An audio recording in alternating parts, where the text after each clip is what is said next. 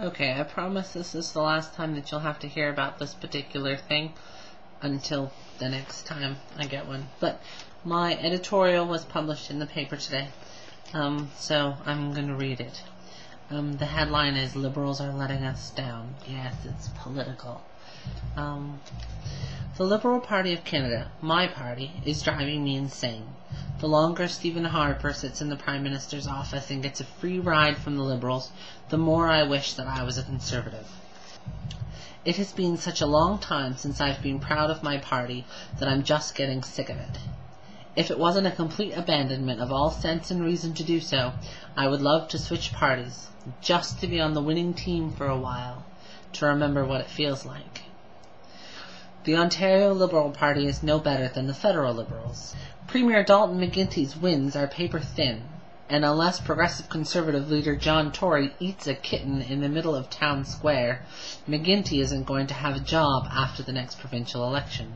It's really sad that we Liberals have to understand and accept that the one and only reason our party managed to stay in power in Ontario is because the other guy came out with a crackpot promise to fund private faith-based schools. If Tory had just coasted through Election Day, this province would be awash in Conservative blue.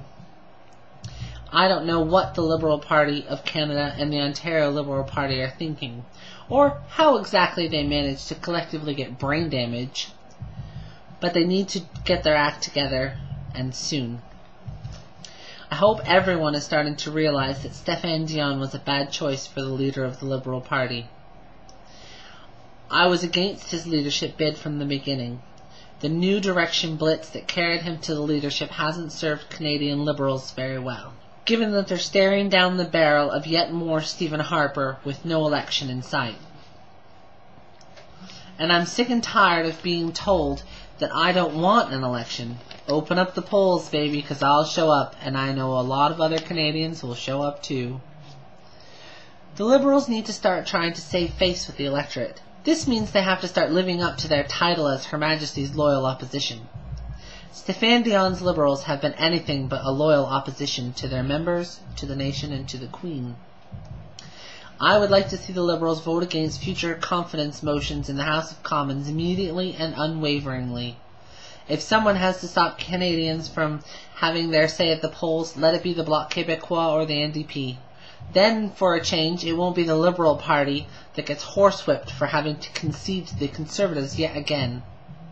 Maybe then I'll even feel a little bit proud that the Liberals are my party. I'm so frustrated. I'm not going to show you the picture because it's tragic and, well, that isn't what this little thing is about. You know, tragedy. It's about frustration and my angst at being a member of the Liberal Party at this particular juncture. My editor changed a few of the points in the article. There was a couple of things that were a little bit more snappy, including the crackpot promise to fund private faith-based schools. I included a faux quote that I suppose probably doesn't make sense given that it's not a real quote, and it was sort of a summation of the things that John Tory had said. I thought it was funny, but I guess they have to take into consideration the fact that it's not an actual quote. Anyway, that's my thing. I've written another one that I'm gonna submit.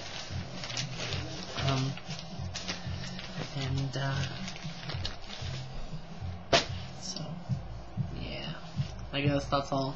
Anyway, I have to cut out a bunch of this because I made some errors. I know, I wrote it. You would think that I would be able to read it and know what I said, but apparently not. I don't know. My brain isn't working. I just worked a really long shift, and I'm ready for bed. And that's where I'm going, so have a good day. And good night.